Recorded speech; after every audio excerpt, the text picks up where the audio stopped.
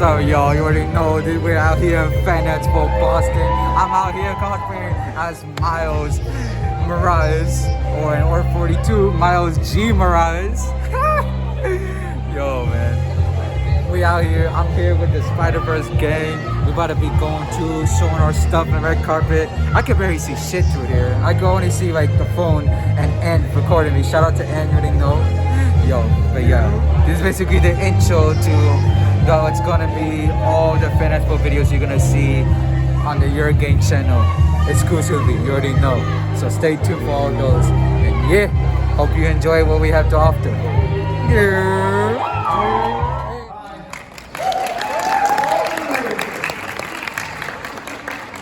What Panelist is? Never heard of it. I had somebody tell me it was actually called Blood and Boobies. Is that true? Yes. All right. Folks. That was the working title. My name is Tom Kroom. In 2001, I met a very pretty girl that liked Sailor Moon. So I decided I like Sailor Moon too. Watch Yu-Gi-Oh. Try Yu-Gi-Oh. Could she have given that disclaimer any faster? That hurts. Try Yu-Gi-Oh. Deep in my soul. So I created an anime club called Wasabi Anime. And now it is my job to travel the world, standing on stage, talking about Asian pop culture. I was in 21 cities in 4 countries last year. Problem is, I've only ever watched one anime in my entire life. Sailor Moon. So while we're waiting for these folks to show up, I am taking suggestions. What is an anime I should watch if I were going to become a true anime fan? We'll start with you. Jujutsu Kaisen. Sounds more like a martial art and less like an anime. Yes. Spy Family. Thank you for not saying X. Yes. Gurren Lagann? Gurren Lagann? Not Gurren Lagann? Just check. No. I would never, ever believe any anime you told me, but you know what? Believe in me that believes in you. If you see me again, never mind. Yes. I don't watch Dragon Ball. I don't watch sports anime. Yes. JoJo's Bizarre Adventure. I run anime cons for a living. My life is a bizarre adventure. Yes. Neon Genesis Evangelion. I do this for a living. I make a decent amount of money. I can pay my bills. I do not make enough money to pay for that therapy. Yes. Ghost Stories. I don't know if I want to after that kind of reaction. Yes. Black Collar, have you ever noticed that anime tends to do 3 things with titles lately? 1, have a color in the title. 2, have the word Tokyo in the title. Or 3, have a number in the title. Next week I'm launching my Kickstarter for my new anime, Pink Tokyo 5000. Yes. Berserk. What I do after the convention. Yes. Full Metal Alchemist Brotherhood. I only watched the anime story once. Yes. Pouring in the house. There's one in every city. He said quarry in the house. Yes. Durarara? Or as we call it, Durarara. Yes. I don't feel like watching any anime that invokes my phobia of having street signs thrown at me. Yes. Steins Gate. That does not sound like an anime. That sounds like a drinking game. Yes. Assassination Classroom. Anime I can't joke about in North America anymore. Yes. You're right. Inuyasha. Look at this. Sport coat, right? Sneakers. Do I look like a furry? Yes. Vampire Hunter D. Vampire Hunter D. True story. My assistant, who's not here, so I can make fun of her, does trivia with me sometimes on stage, and doesn't watch a lot of VHS era anime, and did not realize that Initial D and Vampire Hunter D were 2 separate things. And based on only the context of the trivia questions from Initial D, it extrapolated that there's an anime about vampires and tripters. And now I want that to really happen. Yes. Mob Psycho 100. See the earlier joke about the numbers in anime. Yes. Nobody said Yu-Gi-Oh yet. Yu-Gi-Oh! Poor man's Pokemon. I'm just kidding. It's actually Digimon. We don't know that. Yeah. Yes. Love is war. Yeah, that's what my ex-girlfriend says. Yes. Yu Yu Hakusho. You watched anime on VHS too, didn't you? Yeah, hold on a second. Let me look around this room. Hi there, what's your name? Mateo. Mateo, how old are you? 14. 14. Mateo, do you know what VHS is? Yes. Nope. Okay, just checking. Thank you very much. I realized afterwards what panel I was in, and I'm like, oh, I'm not going to find like an 8-year-old kid for this joke. Yes. Naruto. You see the gray in the spear? If I try to run like this, I'm hurting something. So, yes. Buck and Stray Dogs. No. Yes. A silent voice. Who's seen a silent voice? Who hasn't? I can just tell you the whole movie right now. Kids in middle school suck. That's the whole movie. Kids in middle school are jerks. Yeah, if you've seen it, you know I'm telling the truth. What you got? Soul Eater? It's what I call my ex-wife. Devil Man. Yes. Fruits Basket. Qualifying question. Which one? Ooh. The new one?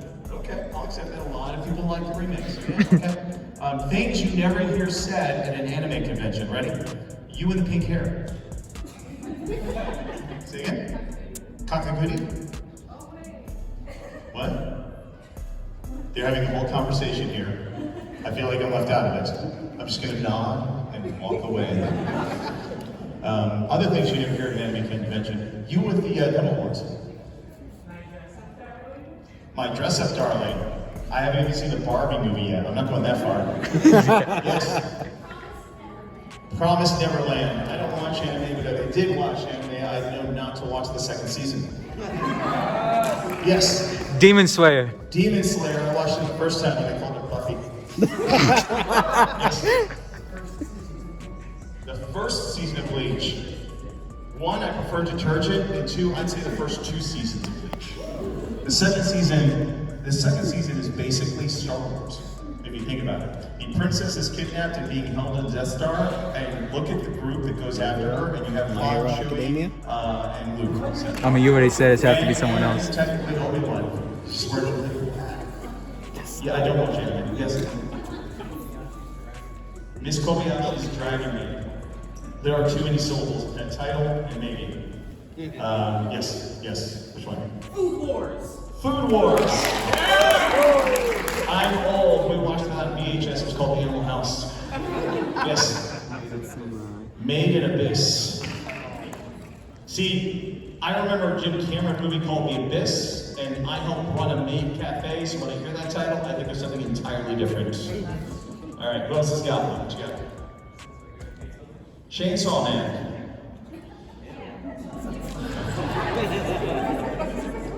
I'll let Ryan speak to that one when he gets here. He knows more about that than I do. I've watched it. No, I haven't watched anything. Never mind. I'm not going to say anything. Yes? A comic got killed. Say again? A comic got killed. A comic what? Yeah. Kill? I love saying kill in a crowded room with a microphone. Makes me sound so nice. Yes? Cowboy Bebop. If there were a perfect anime, it would be finite. It'd have a beginning, it'd have a defined ending to it, it'd have a great soundtrack, it would have well-defined characters, amazing artwork, and it'd rhyme with Cowboy Bebop. So, alright, yes? Oshinoko? Oshinoko? Oshino, yes. Ghost Yes. in the Shell? The Ghost Stories God.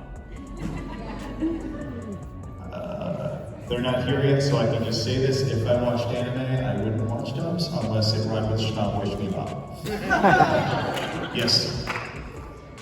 Say again? No idea. I think you're just making that one up.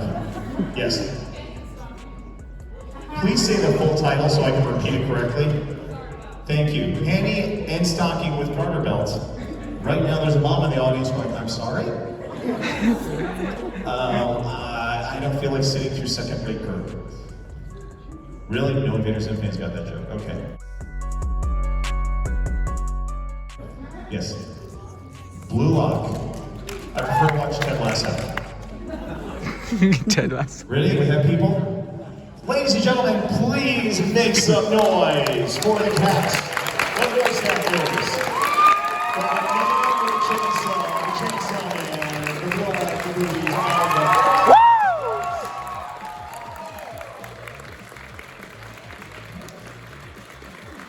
Damn, I should have gave him a hug. Oh my god. All right, we have a bunch of, I see you brought Natalie, so we need to get another chair. See if we can get another chair for Natalie. But only because we like Natalie. Normally we make her sit on the floor. So hi, we have Beth. I'm Tom. Nice to meet you, Susie. We're gonna get them organized. Bear with us a second. We're gonna get Natalie a chair. No, that's okay. So Susie, while we're waiting, I own that show in October. I own WasabiCon. Oh my goodness, I'll see you there. You will see me in October too, yes. As I was just explaining to Ryan, last weekend I own a series of shows called WasabiCon. I was in Portland, Oregon last weekend. I flew home Monday night, landed Tuesday morning. I was home for less than 24 hours. I flew to Indianapolis. Gen Con is happening right now. 80,000 gamers in Indianapolis. I got on a plane last night, landed late last night down here this morning in order to spend time with this amazing crowd of people and these amazing actors. And once more, make some noise for them. You guys look absolutely amazing. The cosplays are stellar. Oh my God. Thank you for, I know it's late. You guys have probably had, quite a long day. So thank you for being here with us. This is so cool. Yeah. Here's what we're gonna do real quick, a couple of things. Number one, the four of us are gonna start, Natalie's done this with me way too many times. We're gonna start having conversations about our favorite places that we wanna go eat in Boston, unless somebody walks up to that microphone right now and has questions for them, potentially about a Japanese animated show involving blood and boobies. So, before we do that though, let's get started, starting with Ryan. Please give a short introduction and explain to the fine parents in this room exactly who you are. In 1987, when I was first born, hi everybody. I'm sure most of you are like, who is this guy?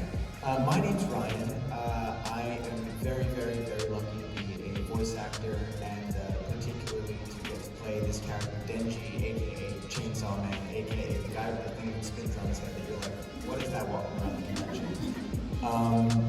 I've only been doing this professionally since 2019. I'm still very much a newbie to this whole thing, and it's incredibly surreal to have an experience like this and to be able to share this with you guys over something so deeply personal to me, because I absolutely love this story. So I'm just incredibly grateful to be here with y'all.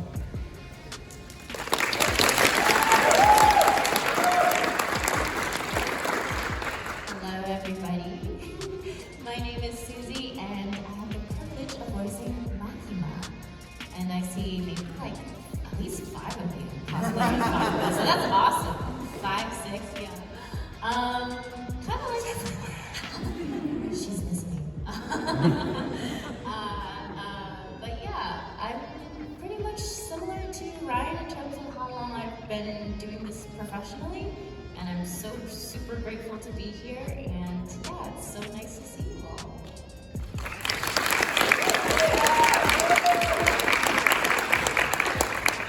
Hello, my name is Natalie. I play the Fox Devil, and I got asked to join these guys. Here, come on. They're like, Natalie, come on the panel. And I was like, cool, I can do that. Summon you, come. I haven't gotten to do a Chainsaw Man panel yet. I'm really excited. I feel like I got invited to join the Cool Kids table, like a little bit.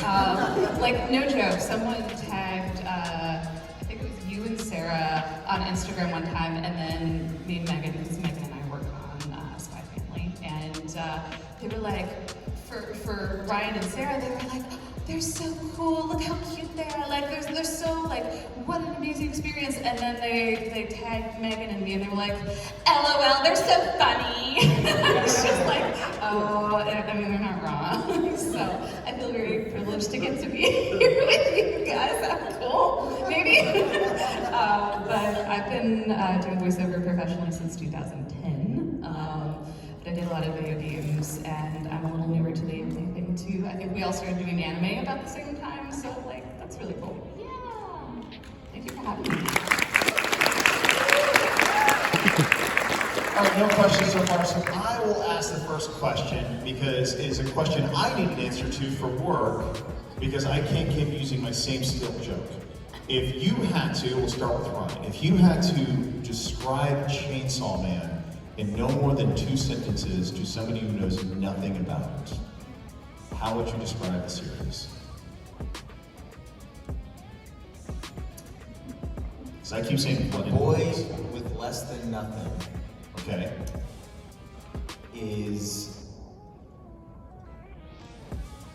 given the opportunity for growth and freedom and boobs. And boobs. I love you, Denji. But that's one sentence.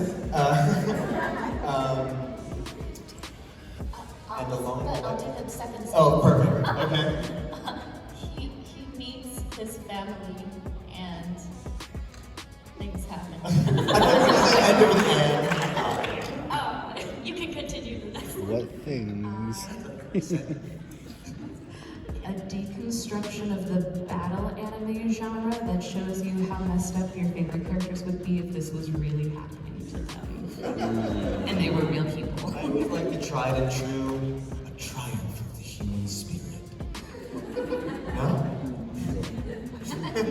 See, I've been saying one-eyed boy dies, comes back, blood, then boobs.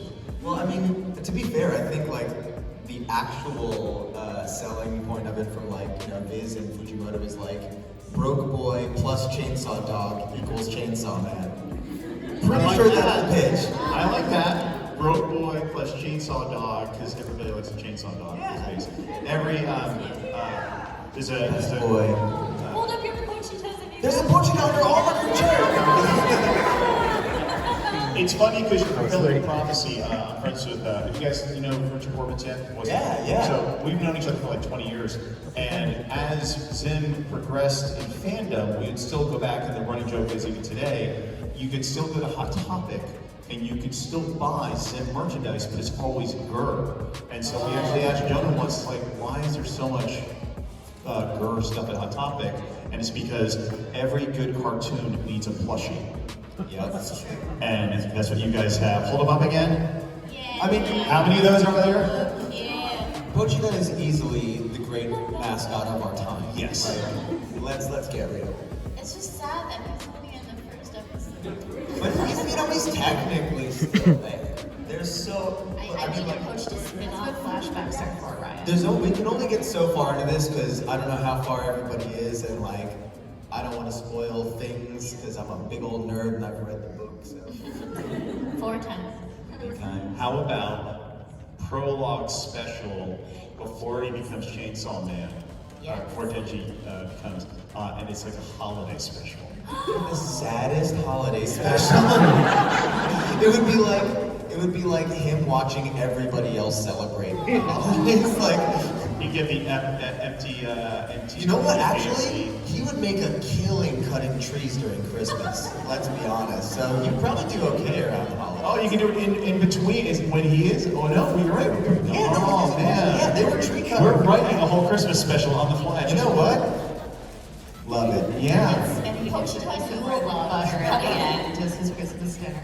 Now, every once in a while, when we bring up topics in Q&As like this, something like that comes up, and then I do this. Okay, fan fiction artists, you now have a mission. Oh, okay. I was Yeah. thinking about this. We were going off on a previous, Yes. not a future. Thought I was like, where is this going? I want to see fan art of the Chainsaw Man Christmas special. Yes. Well, I mean, there is, without saying too much, oddly enough, for those who've read further, Santa Claus does make an appearance one way or another. I have not, and now I'm wondering. The different sounds everybody made sounds. I gotta read the manga now. Having known what I know about the series and what I've watched, that cannot end well. Alright. Congratulations. Give a round of applause for being the first question. That's the best question. Oh my God, you are. That's What timing? So I just have one question. Do you guys think you'd be friends with the characters that you voice act in Jade Summit? I mean, I think I would. I feel like me and Denji would totally get along. We have very, like, I would just be like, dude, come on over, I'll make you toast. Like, we watch the movies. This is easy. We play video games all day. Like, we would totally, and plus, I'd be like, bring your dog. Your dog's the best. Have you ever felt like you've asked a question to a group of people where one answer seems really, really easy, and then you look at the next person? Is she sweating? I'm not gonna look if she's sweating. I mean, it's like if you can imagine being friends with your boss, that's that's my answer. Such a good answer. That's a fair answer. My friend, when who I knew really liked the series, when I got cast, I was like, hey, so can you explain this character to me? And he goes, oh, she's like that one coworker down in accounting you never want to ask a favor from because you're gonna go big time. And I was like, ooh, okay, that's a real mood, so no. I like how everybody's turned this into a work buddy except for Toast. I'm like, video games! Yeah. Denji doesn't work. It's I don't see him as an office toy. You're gonna ask a question, or can you hold the camera while I go ask a question? Tied down. Wait, no, not yet. Silly frivolous things like work. Great question. Thank you very much. Excellent. What happened if your characters, Rhodey and Denji, switch roles or meet up? My question is, which lines are your favorite to record? I have so many that Here you go. Try not to flinch too much. Because I try and like just pick one for the day. That's my current favorite. So today there's a few. There's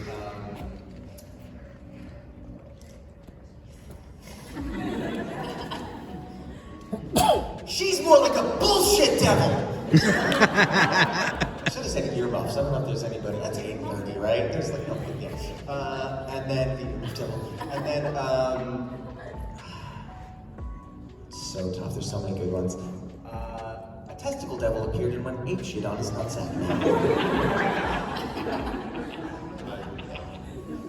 Our adapter Jessica, who wrote the ADR scripts, like she really just like knew the assignment, as they say. You know, like she had read everything. She knew that it was set in the 90s. She knew that like the space that she had to occupy. But there were these one-liners that I'd walk in for the sessions and be like, Shakespeare, this is the greatest thing ever. Yeah. Well, since you did two, I'll have to do Great. Yeah. Well, the first one is things like no don't come out of my dogs. And then the second one is needless to say, lunch is canceled. I don't have as many to choose from, but seems like mine seem to involve eating things a lot. Yeah. So, may I swallow? And good night, everybody.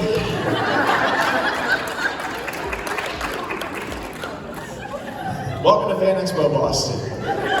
This is past 8 p.m. Past 8 p.m. All right, thank you. Next question. First off, thank the three of you for joining us here tonight. Thank you for joining us.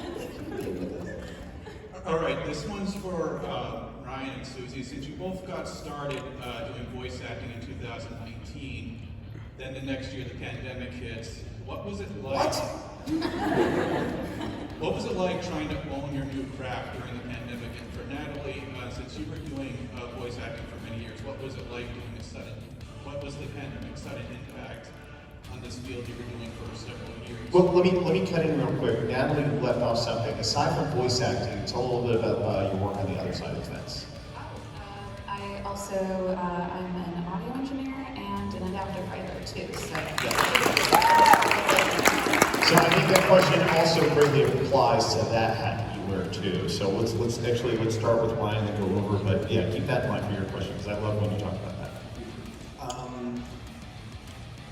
It was terrifying. It was exciting because there was this weird thing of when I first started getting work. It was literally like the summer of 2019, and I'm starting to get to go into studios. And this is all my first experience getting to do this professionally, and I'm like, I just can't believe it's working and people are hiring me at all.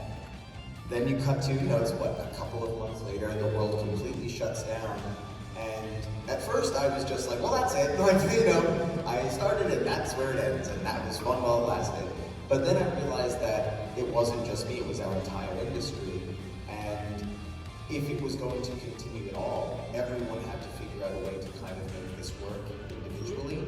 So I just figured, why not? I had already, the only reason I had a career acting was I already played the screw it, I'll invest in myself in the face of insanity. I was dead broke before I was acting professionally, and I was spending the money that I didn't have on acting classes and all the things to just get to the next step. And it felt like the same thing there, where, I had been working consistently, but didn't have a home set up because it's expensive, and got to the point where I went, well, I have to create a home setup, and I have to carve into that money that I'm paying rent for instead, and just hope that comes back, and then it will figure itself out, because if I don't, it's definitely not going to happen, and I have to just be resilient and hope it works out. So it was scary, but it was exciting, because it just felt so punk rock, it felt like it was like everyone just suddenly had to turn into a basement band, and that was kind of sick. I was kind of because I had decided to venture into voice acting, and then the pandemic hit immediately as I decided. So I actually think I was kind of born in the pandemic age, but I was incredibly fortunate to be with roommates at the time who did have a setup. So they had a setup, so I was incredibly fortunate to have that. But at the time, it was everybody was figuring it out. All the studios were what are we supposed to do? I don't know how we could record remotely. But sooner or later, we start to figure it out together. And I feel I just kind of got used to it. So nowadays, I actually record a lot of my jobs from home, majority. So it's become sort of the norm for me. Whereas going in studio is not the norm for me, which is very odd. So, yeah. Yeah, I actually did the majority of my work before the pandemic from home already. I had gotten started working remotely. I used to record commercials, and I did e-learning, a lot of e-learning. If you are a medical paraprofessional, I'm so sorry if you had to listen to all those things I narrated. I'm so sorry. But it's a living, and I was able to knock out a lot of student debt that way. So I just kind of really had been investing in my remote setup for a long time. I had bought a booth before I moved to Texas in 2018. So I had all the equipment and I had the know-how, and I ended up, when the pandemic hit, a lot of people were like, Natalie knows what she's doing. Let's go ask Natalie. And then I was like, oh shoot, I was like, this worked for me, I hope it works for you, good luck. I remember asking you too, I was like, what should I do about that? Yeah, so I, fortunately, that was already my bread and butter, and I could probably count on maybe 1 to 2 hands how many times I'd actually recorded professionally in a studio before. So for me, that was old hat. I knew what I was doing. The only thing was some of the software for how we connected with each other was different that I had to learn. And what was interesting though was, as an audio engineer, I had primarily been working in post-audio processing, where I was editing audio, and I had just started as a recording engineer in February of 2020. So I got put through the ringer as an engineer in training, and then everyone was like, oh shoot, we have to totally reinvent how we do this. And I'm like, I barely know what I'm doing, what do you mean? So I recorded literally 1 OVA as an in-studio engineer, and it was already trying to just keep up with that. And then they were like, okay, so Source Connect, which for anyone who knows Source Connect is a program that allows us to connect and record remotely with basically full fidelity audio from anywhere in the world, which is really cool, except it was made by these guys in like Australia or New Zealand who are very upset that their product has become like the seminal thing that we all depend on now, and they're not super happy about having to support it. So it's great, it works, but it's also very difficult to figure out how to use. So that was a very interesting experience. So from a recording engineering standpoint, I had to like learn fast and on my feet and hope I knew what I was doing. And it was very stressful, but I was lucky that having a remote recording perspective made me it was very easy for me to adapt to that new world, and was able to help a lot of people also be able to adapt. Some of that I was able to reset for them too. So fortunately, it worked out. I think a lot of people got opportunities and were able to get chances to have careers that they don't know if they otherwise would have. So for as awful of a situation it was, I really am just overwhelmingly grateful for the opportunities it gave to so many people and the way it shook up the industry and gave us a whole new outlook on things. And I'm able to be a part of so much more, and all of us are able to be a part of so much more because of that. So that is one of those positives that came from that. Yeah, because Ryan and I record remotely for Chainsaw Man, and without the help of like engineers like yourselves, like, you know, we'd have to be flying in. We'd just be screaming really loud, hoping they hear it. Yeah. But I have to say, I have mad respect for people like Natalie who wear so many hats and like do all this magic for us. I mean, we're just the voice on the other end, like engineers and writers and everybody else. They're the one that make the production come together. So.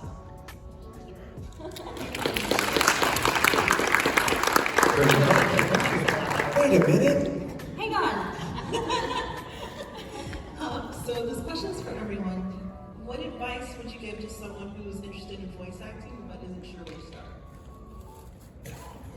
Well, there is, I mean, most people's like initial thing is take acting classes, all of that kind of stuff, which is a given.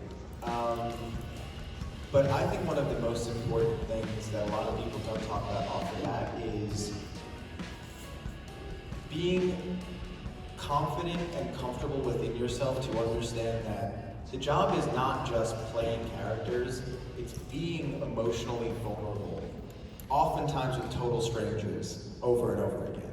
And in order to give yourself to these characters the way that they need to be, you know, taken with care, and in order to protect yourself and also give yourself the most joy of the process, I think that's why people talk about acting classes. It's not get good. It's find yourself and find what your voice is. And I don't mean your voice, I mean your voice. You know, like who you are in your soul, like how you interpret things. And the other thing that's really important is to know that the life you're living outside of the pursuit of it is also informing so much of what's going to happen when you want to give back to your art. Because your life experiences, the ups and downs and all of that stuff, it may not be a one-to-one of what a character is experiencing, but they're going to need you to have some kind of life experience to pull from to make it feel genuine. The obvious, like you said in the beginning, you know, finding a local, if you're like around here, finding a local theater class or anything that you can just start to like become uninhibited and enjoy that process and fall in love with the nerdy craft of it, because like we're all nerds for it. And then it becomes a thing of when you feel like you're ready and comfortable in your skills, you'll want to look towards getting a voice reel produced. And that, I mean, there are many professionals out there who can help you get that done. They're not cheap, and they will take, you know, time and energy and all that stuff, so you want to be ready for that when you go to prepare for it. But I think, you know, now more than ever, clearly, we see it all the time, where so many people want to be voice actors now, because there's so much exciting stuff happening. It's, for the first time, it really feels like this skill set and this part of the industry is really being appreciated and focused on. And while it is an incredibly competitive and intense industry, it's also an incredibly accepting one. And the three of us being up here on this stage are proof alone that if you love it and you go for it, it's possible. So please go for it more than anything. I don't know if you guys have stuff to add to that. I don't want to be like, just had a whole novel. it's been a long day, my brain's melting. No, I mean, everything you hit upon is absolutely right. I mean, the only thing I could really add to that is maybe the more like unfun practical side of it, essentially, is that a lot of it, before deciding, is being mentally prepared to be part of this role. And more than outside of being emotionally prepared, it's understanding that there is a chance that, you know, you will not get the role that you are wanting.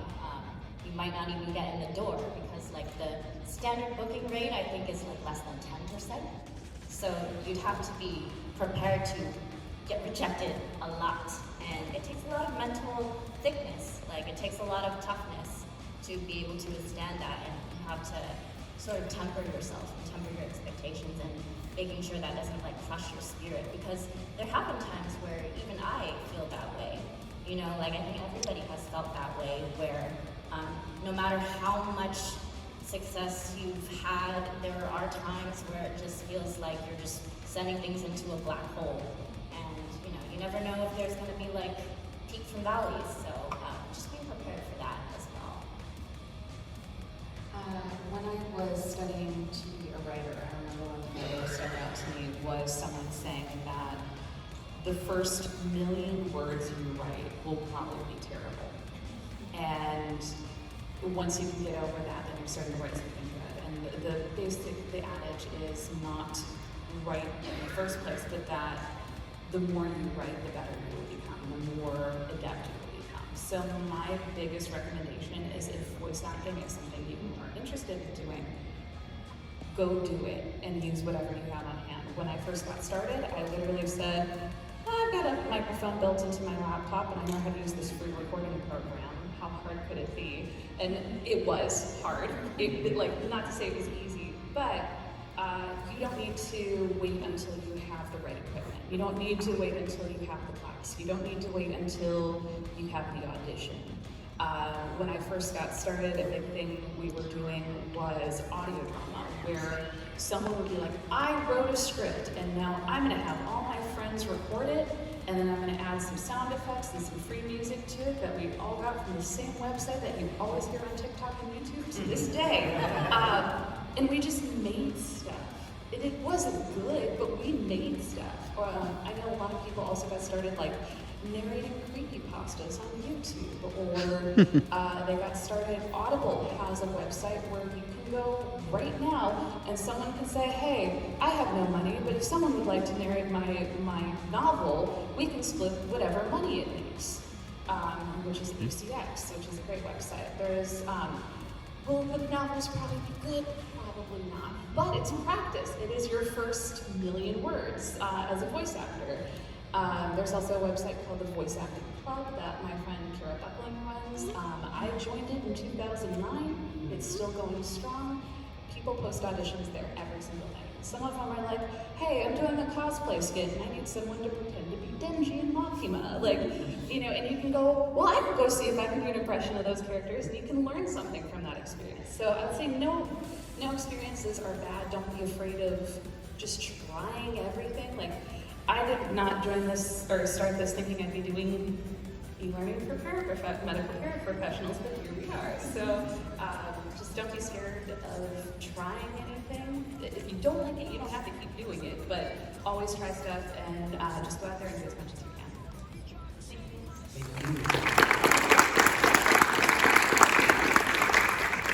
Are you not freezing? No, I'm fine. Remember, we're in the north, they're used to this. Yeah, I was just wondering, I'm curious, what did you guys think about your respective roles, like initially, like first reading the scripts? What were your first impressions?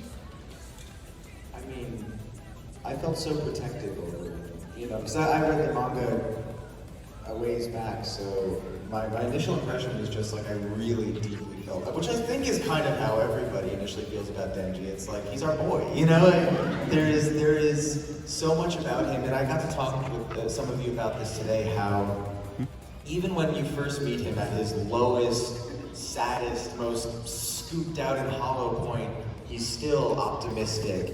and full of humor, and there's a warmth and a light there that is like shining through this crazy, sad, bleak existence.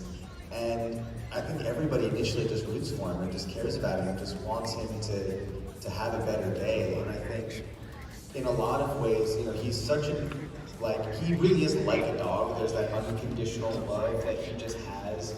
And his like initial take on life and on people is an inherently positive one. You know, even with everything that he's been dealt with, his first kind of take on everybody is a good thing. Like, unless it was, you know, I mean, even then he quickly comes around. And to be fair, she comes in like a storm.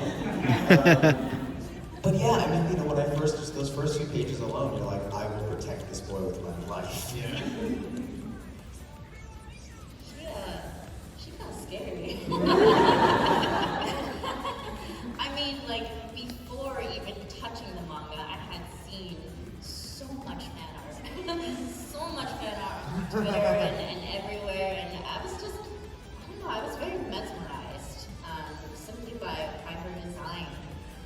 But even through reading the book, she had this very mysterious air to her. And as I got into the manga, I was like, oh. That's all I can say. You're just like, oh, what a puppy. No, well, when we first got the audition, it was for the main 4. So I read the first volume of the manga, so I knew who Makima and Power were, and I read for them. And then I didn't hear back, and then everyone got announced. I was like, yeah, all the good people got it, I'm so happy. And then I didn't think about it, and then I got an email that said, hi, Mac wants to cast you as the Fox Devil. And I was like, oh, I didn't read that far, who is she? Which is why I texted my friend, was like, for no reason whatsoever, if you had to explain the character of the Fox Devil, what would you say? And somehow he did not catch on what the implication. He was just like, oh, well, I mean, she's like the whole, like, you're the coworker you never want to ask a favor for. And I was like, cool. Thank you, Wyatt. And then a few weeks later, I was like, who's Wyatt?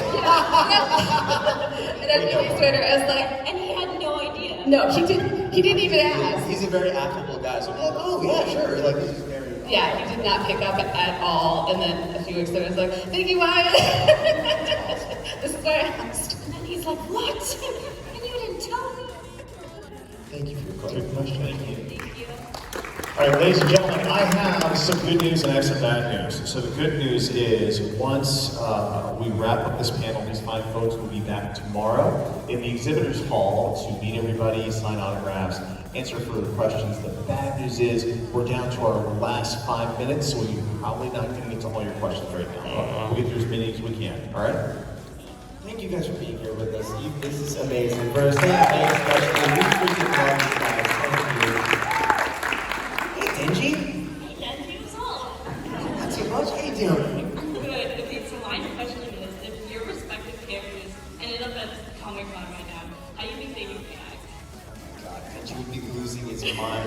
There's stuff poaching us everywhere! This is so cool! You wouldn't be able to afford very much.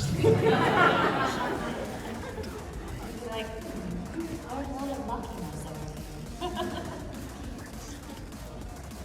I feel like the really bad answer is, may I swallow?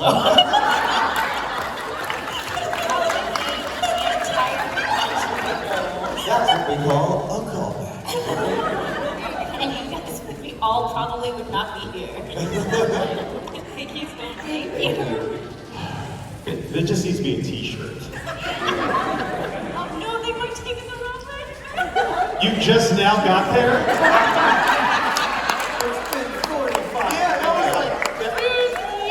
Oh my gosh, okay. She's innocent. She's innocent. I just learned. Keep her sheltered, you know? Okay. All right. Learning so much in this panel. All right. What is your question? Hello. My initial question was going to be whether or not you have reservations, but previous ones have kind of given me into that. But my main question is, how do you guys like battle when it comes to like this stigma of like sub over dub when it comes to anime in terms of like it kind of like in the community itself it kind of has a just like I don't know the right word, but it's like almost sort of like not cool. question, but that makes sense. I have two minds. One is I want everyone to enjoy what they love however they want to. And then on my side of it, I don't give a fuck if you don't want to watch the show. I am way too focused on caring about Denji and how much I can give him what he needs, that if I was too busy wasting my time and my energy and like worrying about like what someone who's probably not going to watch it anyway, you know, thinks, like, that's, I want to make everyone happy. And one of the coolest things is how many sub-watchers actually do come up to us and like tell us how much they're enjoying it, which kind of blows my mind, because I know how much that like is hard for them to even say, you know, but like, I'm way too busy just giving a shit about what I do to care, basically. It doesn't bother me. Same thing. I mean, you enjoy it however you want to enjoy it. And also, like, I met the Japanese saint from Makima in person, and I was like, that's so cute. And we were like fangirling over each other. So like, if even the voice actors are like happy to like meet each other and enjoy each other's work, then you know, nothing's stopping everyone else from enjoying the same. And we're not gonna police anybody for what they're gonna watch. So, thank you. The way I look at it is we're an accessibility option. Like, if accessibility options help you, they're great. They're there for a reason. If that helps you enjoy something and it makes it so you can consume it in the first place, that is great. Just don't judge anyone for whichever they prefer. Let's go! Let's go! I'm going to wrap up the panel by throwing in my 2 cents for no reason whatsoever. I heard the greatest explanation I'm going to share with you guys, which is when you go to the theater, you see a play. Okay, and I can see one set of actors perform Shakespeare, and then I can see a different set of actors perform Shakespeare. But guess what? At the end of the day, it's still fucking Shakespeare. Ladies and gentlemen, the cast of Chainsaw.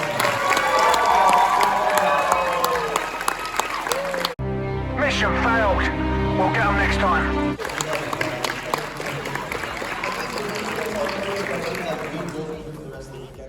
Yes. Tomorrow when we open again, I think at like 10 a.m. or something, after coffee. Enjoy the rest of your weekend at FanExpo Boston. Good night.